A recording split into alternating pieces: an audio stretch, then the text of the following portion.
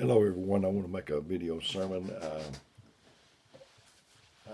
I know that we're all in a fight right now with the coronavirus, and sometimes we have a fight, a battle that we didn't have anything to do with. It's a fight we didn't ask for, pick, or choose. The reality is none of us get to choose. Well, we hadn't even heard of the coronavirus, and now it's ours, ready or not, like it or not. There's a lot of things we don't get to choose, and I just wanted you not to be distressed when something comes along that you didn't choose. We didn't get to pick our mamas. No, I don't want you. I'll take that lady over there. We didn't get to pick our daddies. We didn't get to pick a lot of personal things. You know, pretty people act stuck up like they got to pick it out at the store or catalog. That beautiful, and which they didn't. And they look at ugly people like they chose to be ugly. And we don't get to choose things like if our nose sticks out or ears are too big, or you just wake up with it. And whatever it is, you just have to deal with it. It's not like all the babies got together and one of them said, I think I'll just choose a crackhead mama. And I want to tell you that not all of these ideas are original to me. I've heard someone say similar things. There's really not much that we have that's all our own. And I don't know if there's anything because we got it from somebody. But I just want you to know that I listen to people, and I've learned from different people, janitors, children, and things. So this is something I got from somewhere, if not all of it, part of it. We don't get to choose if we were raised in domestic violence. You got to fight with something that you didn't even choose. It's different from the battles you get to pick. These battles you didn't look them up; they looked you up. You work up in a situation that first of all you don't even really understand. I mean, why does daddy hurt mama? Some families had to deal with that. None of us get to choose our abusers. All of us are trying to recover from something we didn't choose. It's not like I ordered it from a catalog, it just happened to me. And now I've got to deal with it. Nobody escapes it. Everybody listening, and me included, we've had things that we didn't ask for. I think, and I've said this before, but I'm not sure there's a reason that not one baby is ever born laughing. Every baby, whether it's black or white, rich or poor, starts off as born crying. Because you were born in a fight that you didn't even get to choose. And today I want to tell you a story about little David who stepped in a battle that he didn't choose. And if truth be told, we'll be fighting a battle the rest of our lives. I'm sure everybody that's listening to this, me included, you have a story, your own story, a battle you didn't pick for yourself. You see, you don't even get to pick the devil you have to fight with. You have a devil assigned to you that every time you start to get up, he says, you can't do it. You can't have it. You can't be it. You can't become it. Every level has a new devil. Not only that, but I have to live with all your judgments. And you have to live with all of other people's judgments. Little David woke up that morning, wiped the sleep out of his eyes, and heard his daddy talking. He heard him say, I'll send that boy David down there to carry them some lunch. That's all he was supposed to do, was just take lunch down to his brothers and come back and continue to take care of the sheep. Have you ever started the day with one thing on your mind, but that's not how it went?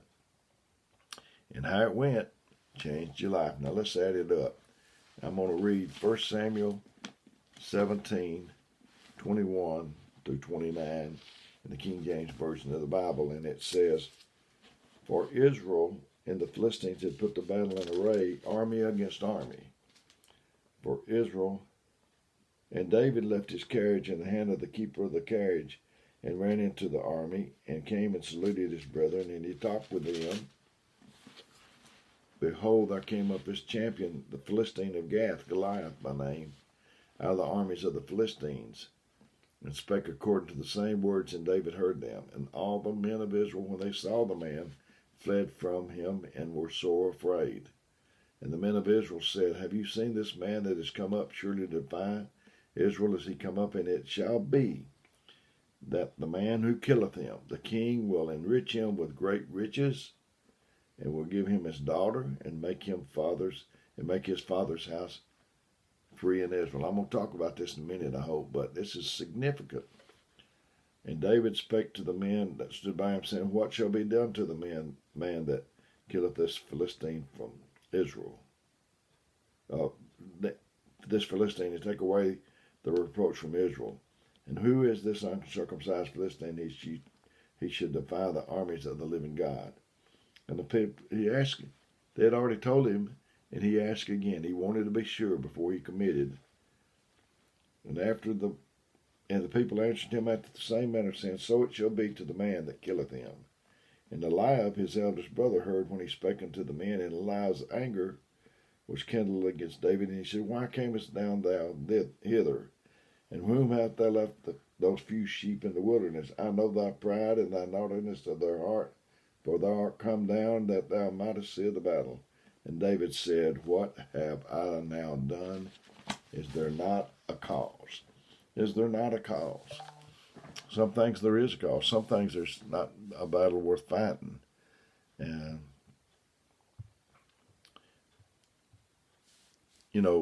Goliath wasn't even in David's calendar. It didn't pop up in his memos or anything. He was just supposed to take lunch.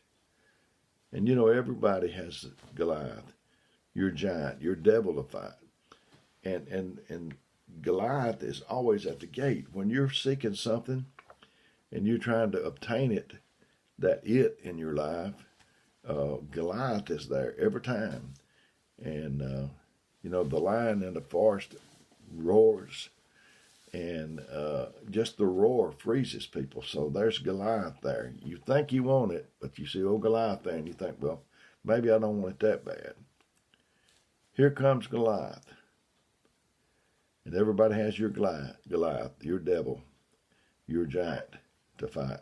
Here comes Goliath from Gath. I wasn't planning on going to Gath, but Gath came to me. Gath sure can find you.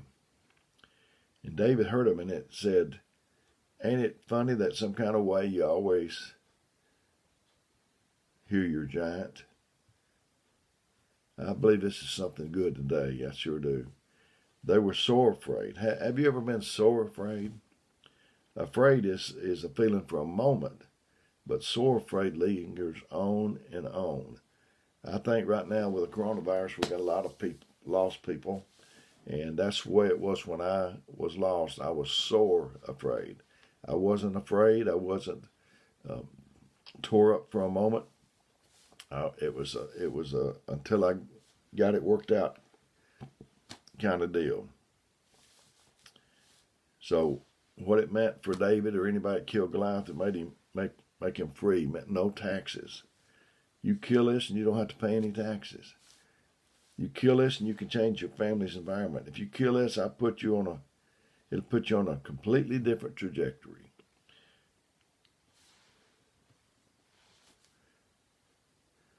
You mean I've got a chance to have another kind of life? If I can just kill this giant, then I'll be free? Wait, David, you don't even understand. You're not even in the army. But so shall it be done to the man that kills him. If you kill your giant, you get it all. And that's the way it is with us. We're not fighting Goliath, but if we kill our giant, we get it all. Killing your giant will affect who you marry, where you lodge. It'll open doors that change how your story ends. I don't think that I'm the only one that's got a giant standing between me and whatever I'm after. I'm sure there's people out there. I know there are. You have. Every time I try to go after anything, here comes that something from Gath trying to stop me from reaching the next level. Like David's brothers, every time you start to do something great, there's someone who reminds you to stay in your place. They don't say it in the King James language, but they say, I knew you when. Who are you to think that you could do that?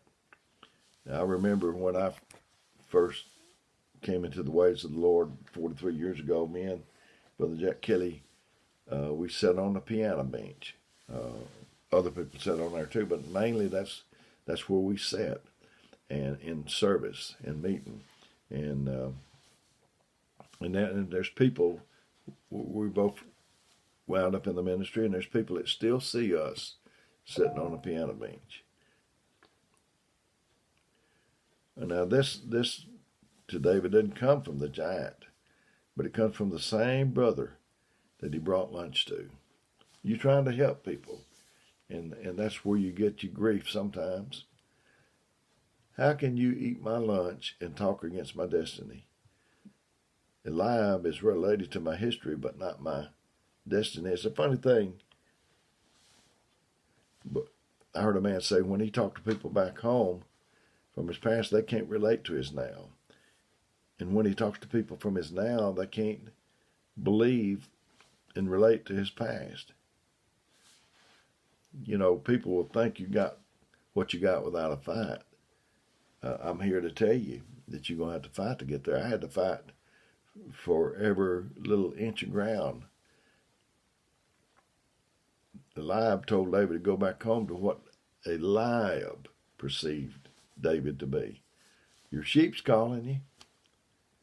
Are your sheep calling you? There's always somebody around to remind you of your place. Always somebody to say, you don't have any business here. Drop the lunch and go home. You don't have any business doing what you're doing. Who do you think you are? And it would have been a lot easier. Everybody sees David as a shepherd, and nobody expects him to do anything else. He said, I know the pride and naughtiness. Just look at how he perceives David. Drop the lunch and go on back home, because the best you'll ever be in any of this is a spectator. You will always watch me or somebody else win. That's not the voice of Goliath, but that's his brother. You know, it said it wasn't my enemy that reproached me. Then I could have borne it, but it was mine equal, mine acquaintance, or whatever it said. You've got to fight that you're akin to and connected to and love. Like Joseph and his brothers. You have to fight that you came to feed and help. That you love is fighting and limiting you. You know, they even did Jesus that way. They said, you know, he's a carpenter's son, like he's out of his place. I can throw rocks at Goliath, but I can't throw rocks at my brother. There's only a certain amount of fighting you can do with those that you love.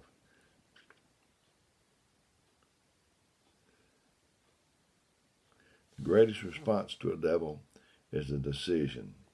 You won't whip your devil in rejoicing, and you will not sing him out of your life.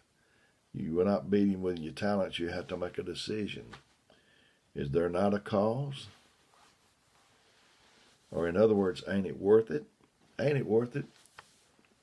I think I made another video on this maybe a pretty good while back, but I think it's pertinent to the day we're living in. My future is tied to it. Even my wife and family are tied to it. My self-esteem is tied to it. So, ain't it worth it? My future is tied to it. So, ain't it worth it? Until you decide it's worth it, you won't endure what you got to endure to get it. Just because I didn't say nothing, don't mind that I didn't decide. I'm going to whip this. I'm going to be the first one in my family to overcome it. The very one that they rejected has become the chief cornerstone. Am I preaching about David, or are we preaching about Jesus? Is this David, or is this the son of David?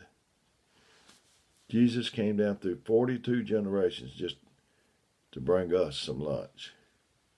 Jesus' own disciples didn't even get him. They thought he had come to overcome Caesar. And Eliab's anger looks a little bit like Peter's anger, trying to keep Jesus from the cross.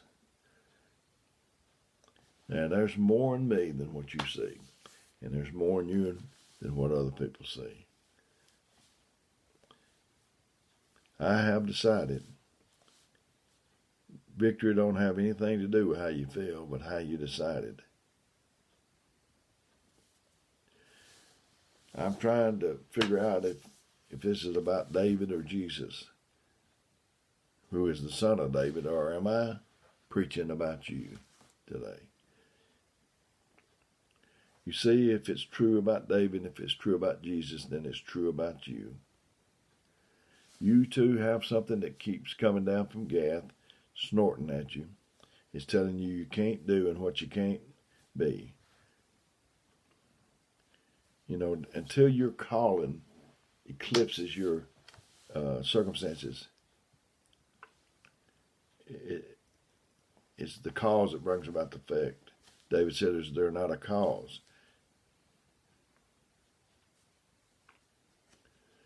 The reason we're losing so many of our young boys is that with the absence of a cause, there's not the right effect to overcome their circumstances.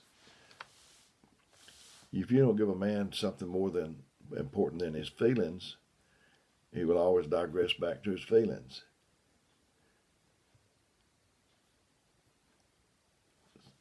As soon as you get tired of having the devil walk over your destiny, you'll go forward. An eclipse is something that, you know, like the moon, the sun, it blocks your vision and your destiny. David came to deliver lunches until the cause eclipsed the conflict and the circumstances. Have you ever been scared of something? When what is in front of you is more important than what's behind you, you always find a way.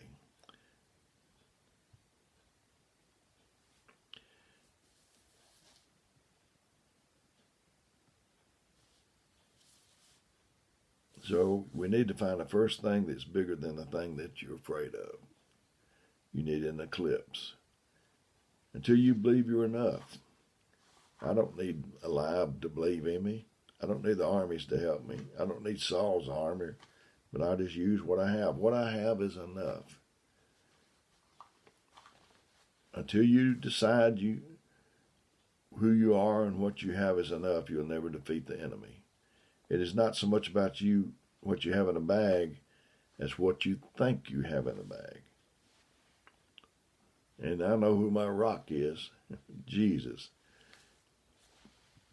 It's not so much about what I think about my preaching. It's not so much about my preaching, it's what I think about my preaching. Even David's daddy didn't think he was enough. The giant didn't think David was enough. The only one that thought David was enough was David.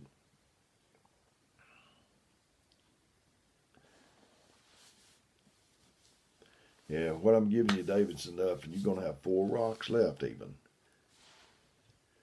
You know, sometimes I think because I'm 71, I don't have anything left, but I do.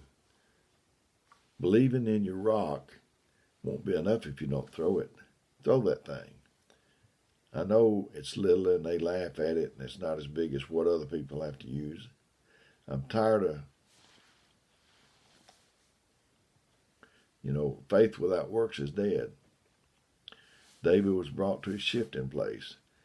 The place of your greatest battle is your shifting place. This is the place where his trajectory of his life was changed. This is the place where he was redefined in the eyes of brethren and everyone else. Your kid is about to turn into a king at your shifting place. I've enjoyed getting this to you today. I hope it's helped you. It helped me. And I hope the Lord will bless you. I care about you. very much. And I want to see you prosper. So I'm going to give you my phone number, 256-508-4410. And if you need me, call me. And if I can't get back to you right away, I'll try to get back to you when I can. My number is 256-508-4410. And until we do this again, may God bless you.